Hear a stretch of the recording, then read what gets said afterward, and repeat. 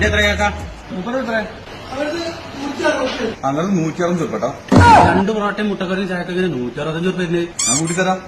2 പൊറോട്ട 20 രൂപ, ഒരു ചായ 10 രൂപ, മുട്ടക്കറി 25 രൂപ. ഞാൻ അഡീഷണൽ ബില്ലുണ്ട്. അഡീഷണൽ ചാർജോ?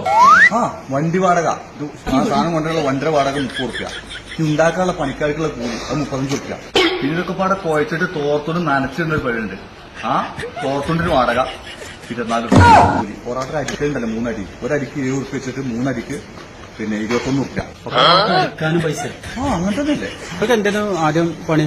ഞാൻ ഈ KSEB ബില്ലിംഗ് ഡിപ്പാർട്ട്മെന്റ് ഉണ്ടല്ലോ, അതിലൊന്നും പൈസ അടിക്കാം. എന്ത് വിധീത്, വല്ലാത്ത ചതീത്.